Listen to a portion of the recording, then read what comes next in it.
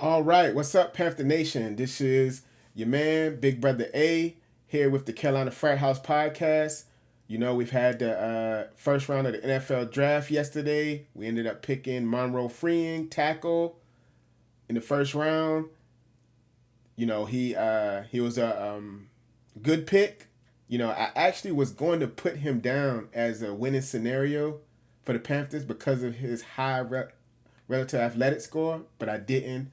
But we did pick him. He was valued higher than the pick we selected, 19. I think he was number maybe 13 or 14 on PFF's big board. So we did get value, and he's a specimen. His RAS score is basically 10 out of 10.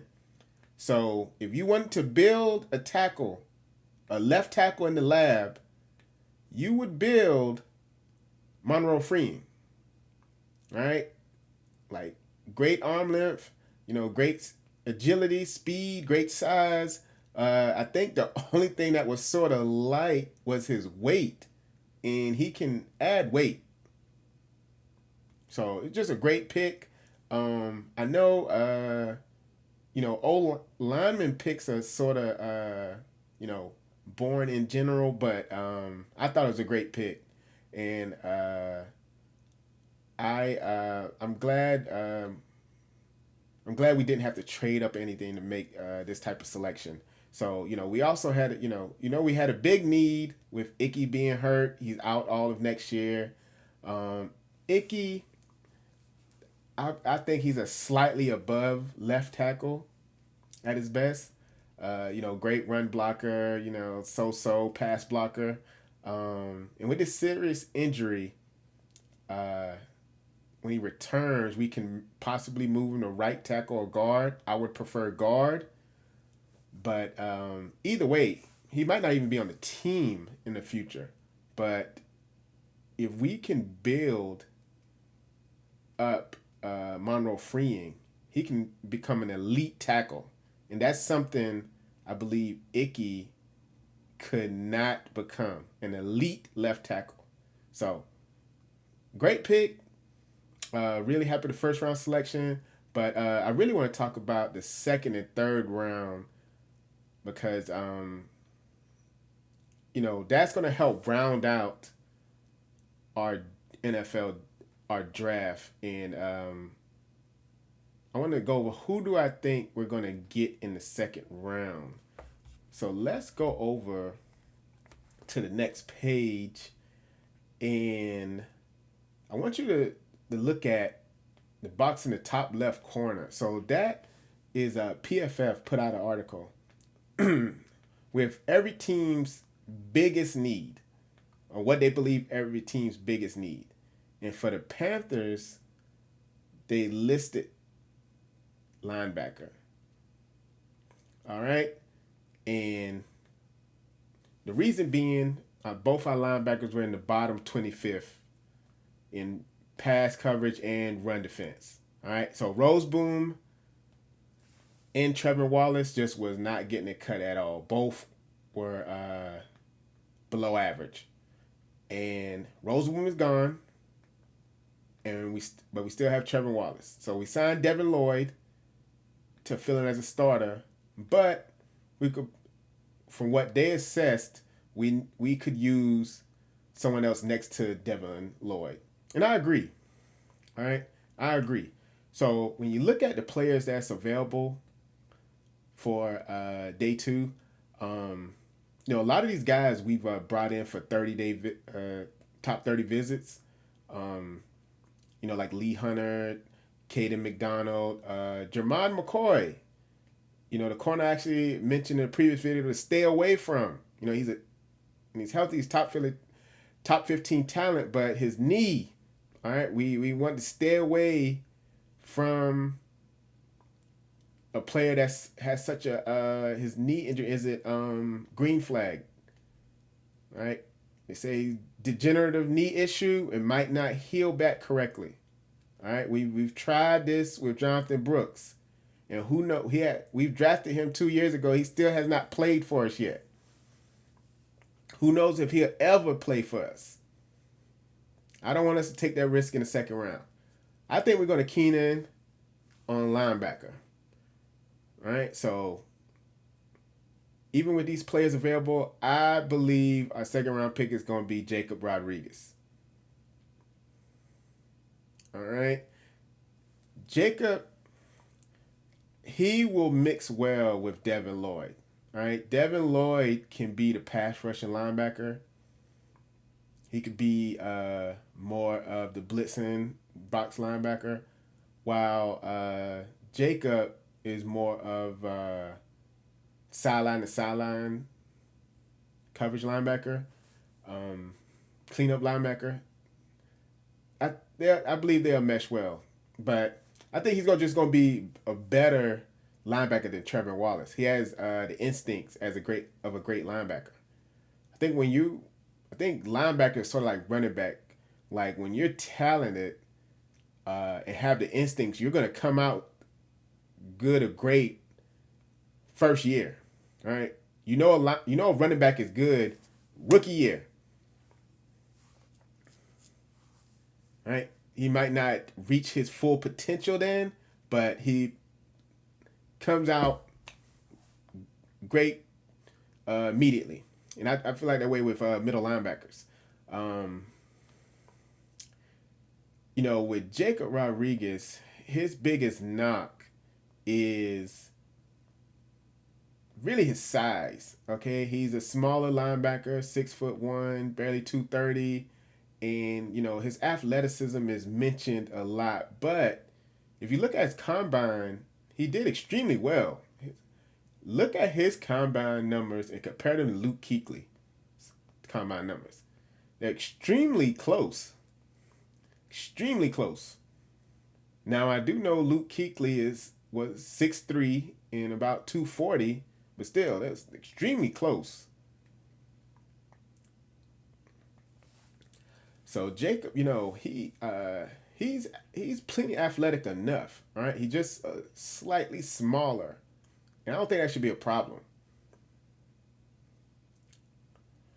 So I think we're going to grab him in the second round. That's who I'm banking on us grabbing. If we don't grab him, it's going to be Jake Golday. Jake Golday, he has the size, not necessarily, the size and speed, but not necessarily the instincts. So he would be more of a slight project at middle linebacker, but I think we're going to make sure to grab Jacob Rodriguez. And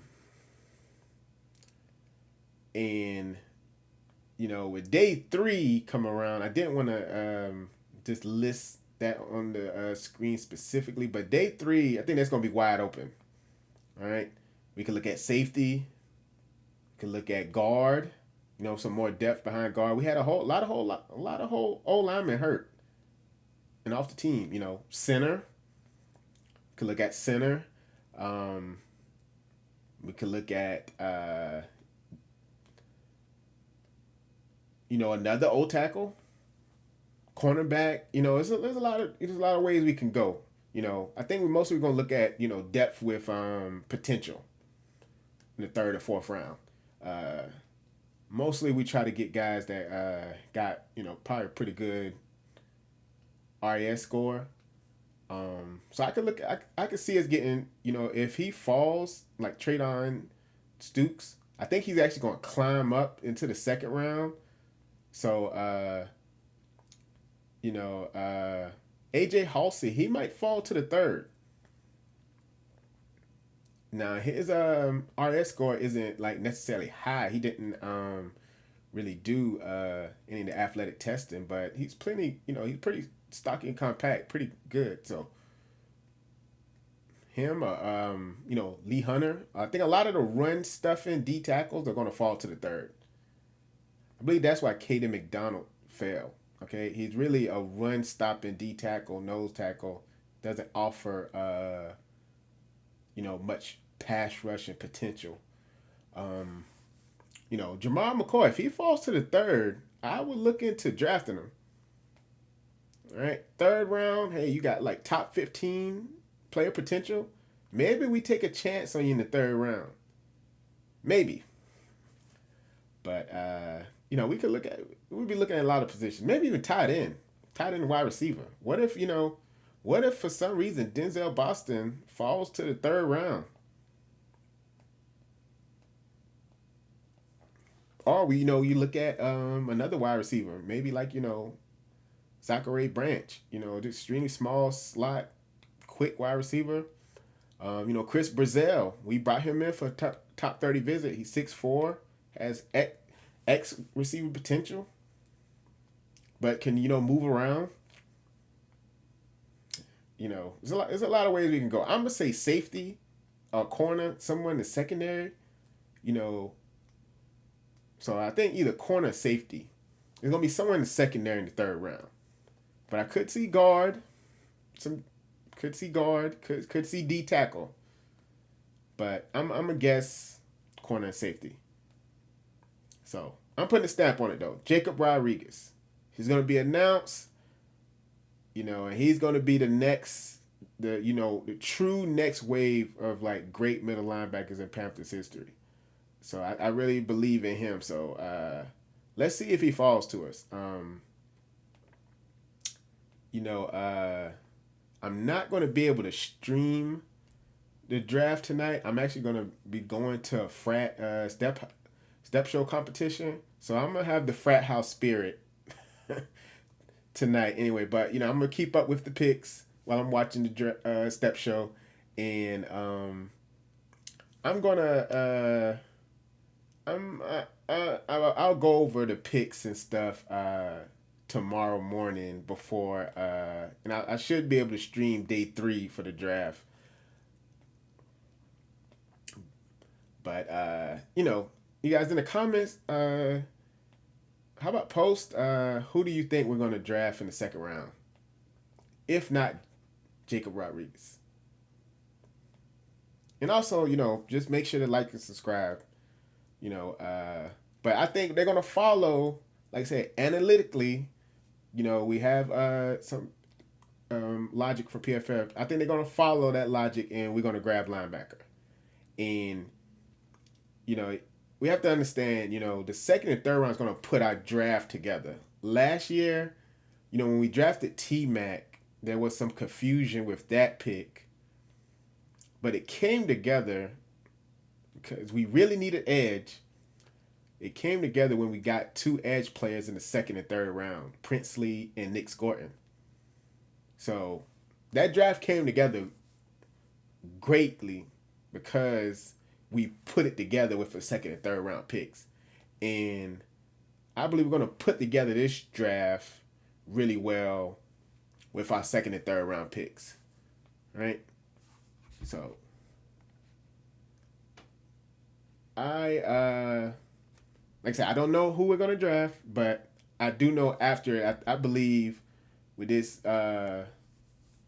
with Brett Tillis and Dan Moy with the team, I think it's gonna be put together real well. And with linebacker and safety, let's say we grab a linebacker and a safety, I think that'll complete the team pretty well.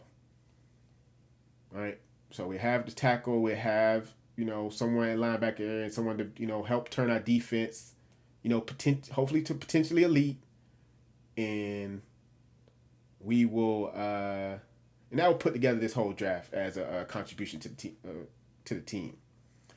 But yeah, that's it, man. So you guys just like I said, make sure to like and subscribe. Stay tuned tonight. Like I said, I'm gonna be checking for updates, but should be interesting. Should be really interesting. This second round is a whole lot of talent that fell. But there was 7 offensive tackles selected. So that's another thing why they make the Monroe Freeman pick so good, because tackles were coming off the board. Like I said, that's tackle is becoming an extremely, extremely premium position. Extremely. And, I would argue corner is up there too. I think corner is close to the same level as old tackle. Like, you gotta have a good corner, at least one. And but I'll say edge two. Edge two, but we'll see. But all right, guys, this is your boy A. I'm heading out. Let's stay tuned and let's see what happens. But Jacob Rodriguez, I'm calling it. He's gonna be a Panther.